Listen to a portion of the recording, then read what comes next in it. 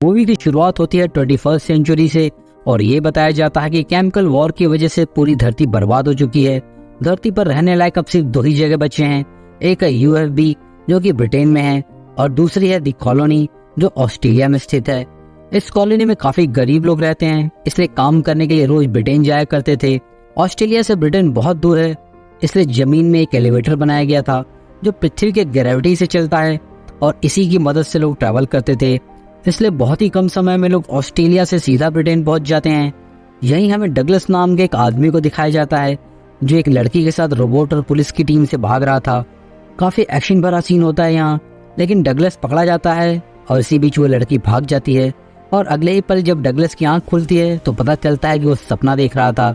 Douglas ने जिस लड़की को सपने में देखा था वो उसे नहीं जानता। वो द कॉलोनी में अपनी वाइफ लोरी के साथ रहता था। डगलस एक वर्कर है जो यूएफबी में काम करने के लिए जाता है और लोरी एक एजेंट है। काम पे जाते हुए डगलस अपने कलीग हैरी से मिलता है और उन्हें एक कंपनी का ऐड दिखता है जिसका नाम है रिकॉल। रिकॉल एक ऐसी कंपनी होती है जो लोगों के दिमाग में अच्छी यादों को इम्प्लांट कर सकती है, जिससे उस इंसान को ये लगता था कि उसने सच में ये सब जिया है। डगलस हैरी से कहता है कि मैं भी रिकॉल जाना चाहता हूँ, लेकिन हैरी कहता है कि हम लोगों को अपने दिमाग से कोई छेड़छाड़ नहीं करनी चाहिए। अब जब डगलस काम पर जाता है तो वहाँ उसके साथ काम करने वाला एक और वर्कर डगलस से कहता है कि मैं 3 बार रिकॉल गया हूँ और मुझे बहुत मजा आया, ये बहुत ही अच्छा एक्सपीरियंस था। ये सुनने के बाद डगलस डिसाइड करता है कि वो भी रिकॉल जाएगा।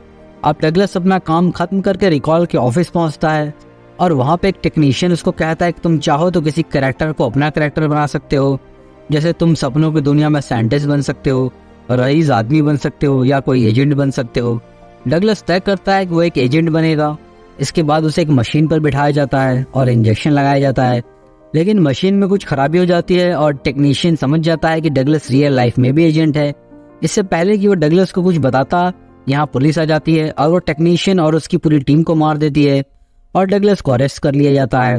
लेकिन अचानक से डगलस को कुछ होता है और वो उन पुलिस वालों को जो कि यूएफबी कंपनी के लिए काम करते हैं उन सभी को मारना शुरू करता है और बहुत ही एक्शन पैक्ड तरीके से सबको ठोक डालता है और उसे विश्वास ही नहीं होता कि उसने ऐसा कैसे किया। फिर वो सीधा अपने घर जाता है और अपनी वाइफ लोरी को सब कुछ बताता है।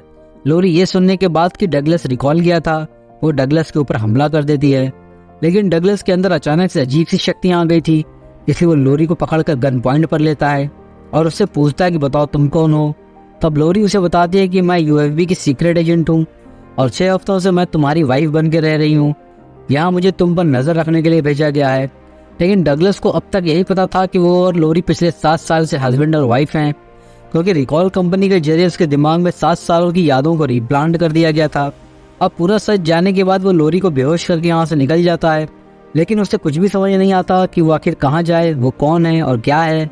वो फिर से रिकॉल सेंटर पे पहुँचता है ताकि कुछ पता लगाया जा सके, लेकिन उसको वहाँ बहुत अजीब लोग दिखते हैं।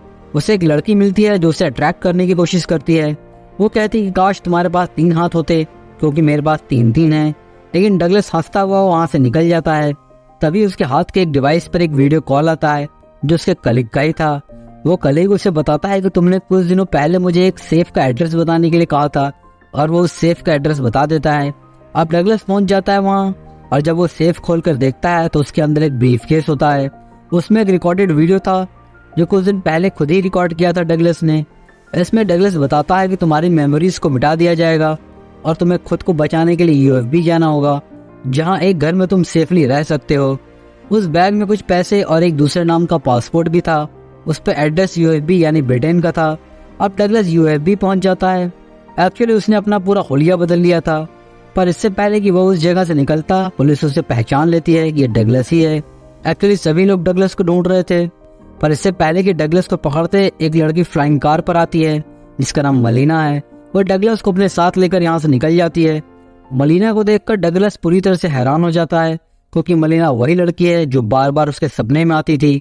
अब मलीना डगलस को उसी घर पर लेकर जाती है जिसका एड्रेस उसके पास था। यहाँ उसे एक और रिकॉर्डेड वीडियो मिलता है और फिर पता चलता है कि उसका नाम कार्ल है और वो एक सीक्रेट एजेंट है, यानी कि वो यूएफबी के लिए काम करता था। यूएफबी एक ऐसी कंपनी है जो पूरे देश में हर किसी को रोजगार देती थी, लेकिन कंपनी के चांसलर के खिलाफ बहुत सारे वर्कर्स ने विद्रोह शुरू कर दिया था। बहुत सारे वर्कर्स उसके खिलाफ थे और इन विद्रोहियों के लीडर का नाम मैथियस है। डगलस यानी कार्ल का काम ये होता है कि वो मैथियस और सभी विद्रोहियों को खत्म कर दे। डगलस खुद की आइडेंटिटी क्या है वो अब जान चुका था। वो यूएफबी और चांसलर के लिए काम करता था और उसे यह भी पता था कि चांसलर एक करप्ट इंसान है, क्योंकि डगलस भी वर्कर की तरह काम कर चुका था, तो उसे पहले से ही बहुत कुछ पता था। मलीना उसे बताती है कि तुम्हारे ऊपर और सिटी में जितने भी अटैक हुए वो सब चांसलर ने करवाए, और चांसलर सारा ब्लेम उन विद्रोहियों पर लगा देता है। और फिर जब चांसलर को पता चला कि तुम भी उसके खिलाफ हो, तब उसने तुम्हारी मेमोरीज को वाइप आउट करके नई मेमोरीज डाल दी, जिससे तुम कई सालों से कॉलोनी में रहने वाले एक वर्कर थे। चांसलर रोबोट की एक आर्मी बना रहा है ताकि वो पूरे कॉलोनी पर अपना कब्जा कर ले। कार्ल को यहाँ ये भी पता चलता है कि उसके दिमाग में एक सीक्रेट कोड है जिससे रोबोट की पूरी आर्मी को नष्ट किया जा सकता है, लेकिन वो अपने पुराने मेमोरीज को भूल चुका था, इसलिए अब उसे विद्रोहियों के लीडर मैथियस से मिलना होगा, क्योंकि वो उसके दिमाग से उस कोड को निकाल सकता है। यहाँ मलीना उसे बताती है कि हम दोनों एक दूसरे से रिलेशनशिप में थे, और जब हम दोनों भाग रहे थे तब हम दोनों के हाथ पर गोली लगी थी। उन दोनों के हाथ पर एक ही गोली का निशान होता है, और ये सब सपने में भी दिखा था। अब कार्ल समझ चुका था कि वो सब सिर्फ सपना नहीं था, वो सब पहले ही इनके साथ घट चुका है। अब इससे पहले ये दोनों यहाँ से निकलते, यहाँ कार्ल का कलीग हैरी आता है। वो कार्ल से कहता है कि तुम अभी भी सपने में हो, उस रिकॉल कंपनी की मशीन में खराबी आ चुकी थी, इसलिए तुम सपनों में उलझ चुके हो। बाहर तुम्हारी वाइफ वेट कर रही है। जब कार्ल बाहर देखता है तो सच में वहाँ लोरी होती है। कार्ल को हैरी की बातों पर यकीन हो जाता है कि वो सपनों की जिंदगी जी रहा है, वो अभी भी डगलस ही है और एक वर्कर है। हैरी कहता है कि इन सपनों की दुनिया से आजाद होने के लिए तुम्हें मलीना को शूट करना होगा। अब वो मलीना की तरफ गन पॉइंट करता है, लेकिन तभी मलीना की आंखों में आंसू आ जाते हैं, जिससे उसे समझ आ जाता है कि हैरी झूठ बोल रहा है और वो कोई सपने में नहीं है बल्कि ये वास्तविकता है। इसलिए वो मलीना को छोड़कर हैरी को शूट कर देता है और मलीना के साथ वहां से निकल जाता है।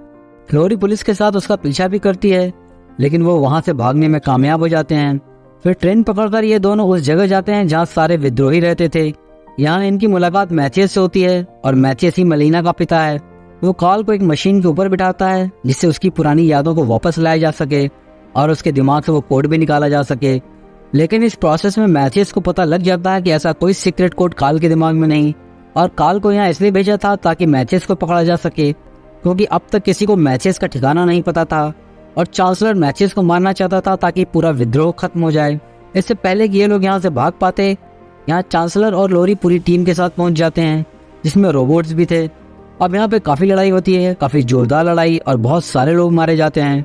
मैथियस को मारने से पहले चांसलर बताता है कि सारा प्लान कार्ल का ही था। उसने ही कहा था कि उसकी मेमोरीज को मिटा दिया जाए और एक अफवाह फैला दिया जाए कि उसके दिमाग में एक सीक्रेट कोड है जिससे रोबोट की आर्मी को खत्म किया जा सके, ताकि तुम किसी तरह से उस तक पहुंचो और हम तुम्हें पकड़ लें। अब कार्ल का पूरा प्लान कामयाब हो चुका है, लेकिन कार्ल को कुछ भी याद नहीं था कि आखिर उसने ये प्लान कब बनाया। मैथियस को मार देते हैं और कार्ल और मलीना को अरेस्ट कर लिया जाता है। अब चांसलर कहता है कि कार्ल के दिमाग से वर्कर वाली मेमोरीज को मिटा दिया जाए और फिर से उसके रियल मेमोरीज डाल दो, जिससे वो फिर से मेरा खास एजेंट बन जाएगा। कार्ल के मेमोरीज में मलीना भी होती है जो कार्ल से प्यार करती थी और कार्ल भी उसे प्यार करता था, लेकिन कार्ल नहीं चाहता था कि उसकी मेमोरीज को मिटा दिया जाए। पर चांसलर इंजेक्शन लगा के कार्ल को बेहोश कर देता है, पर इससे पहले कि मेमोरीज को मिटाकर उसके पुराने मेमोरीज को इम्प्लांट करते, कार्ल का एक दोस्त उसे यहाँ से आज़ाद कर देता है। कार्ल बाकी के रोबोट्स को मारता है, लेकिन उसका दोस्त इस लड़ाई में मारा जाता है। वहीं दूसरी तरफ हमें चांसलर को दिखाया जाता है जो अपनी रोबोटिक और दूसरी आर्मी को लेकर एलिवेटर से कॉलोनी की तरफ निकल पड़ा है ताकि कॉलोनी पर कब्जा कर ले। लेकिन अब यहाँ कार्ल भी पहुंच जाता है और वो एलिवेटर के चारों तरफ टाइम बॉम्ब प्लांट कर देता है, लेकिन वो जानता है कि मलीना भी इसी एलिवेटर में है, इसलिए वो पहले उसे बचाने जाता है। अब यहाँ पे वो कई लोगों को मारता है, काफी लड़ाई होती है और फिर मलीना को आजाद कर देता है। लेकिन अब यहाँ चांसलर के लोग पहुंच जाते हैं जो एक बार फिर से कार्ल को पकड़ लेते हैं, लेकिन मलीना यहाँ से भागने में कामयाब हो जाती है। लेकिन अब ये एलिवेटर कॉलोनी तक पहुंच चुका था और चांसलर अपनी आर्मी को कॉलोनी पर अटैक करने का ऑर्डर देता है, पर अब कार्ल चांसलर के ऊपर अटैक कर देता है। इन दोनों के बीच फाइट होती है, काफी तगड़ी फाइट। चांसलर बहुत ताकतवर होता है, इसलिए वो कार्ल को बहुत मारता है, पर इससे पहले कि वो कार्ल को खत्म करता तभी वो टाइम बॉम्ब ब्लास्ट हो जाता है, जिससे चांसलर थोड़ा डिस्ट्रैक्ट होता है और इसी मौके का फायदा उठाकर कार्ल उसे मार देता है। अब यहाँ पर ब्लास्ट हो चुका था, इसलिए अब एलिवेटर नीचे की तरफ गिरने लगा था, लेकिन मलीना और कार्ल वहां से कूदकर अपनी जान बचा लेते हैं। फिर एक बहुत बड़े ब्लास्ट के साथ चांसलर की पूरी टीम खत्म हो जाती है, लेकिन कार्ल बहुत ज्यादा जख्मी होने की वजह से बेहोश हो चुका था। फिर जब उसकी आंखें खुलती हैं तो उसके सामने मलीना होती है। उसे देखकर वो खुश होता है, लेकिन फिर नोटिस करता है कि मलीना के हाथ पे गोली का निशान नहीं है। कार्ल समझ जाता है कि ये मलिना नहीं बल्कि उसका होलोग्राफिक इमेज है, इसलिए कार्ल उसे गोली मार देता है और फिर पता चलता है कि ये लोरी होती है। लोरी को मारने के बाद जब वो बाहर देखता है तो वहाँ असली मलिना दिखती है। मलिना उसे गले लगा लेती है। कार्ल की वजह से पूरी कॉलोनी बच गई और यहाँ के लोग जो ब्रिटेन की गुलामी करते थे अब वो सारे आज़ाद हो चुके हैं। अब कार्ल अपने हाथ को देखता है जहाँ रिकॉल का टैटू था, लेकिन अब वो टैटू मिसिंग है। कार्ल कंफ्यूज हो जाता है कि ये सब सपना है या वास्तविकता, लेकिन फिर कार्ल इस लाइफ को एक्सेप्ट कर लेता है और मलिना के साथ खुश है। मूवी यहीं पे खत्म हो जाती है। एक्सप्लेनेशन अच्छा लगा दोस्तों तो चैनल को सब्सक्राइब कर लो प्लीज़।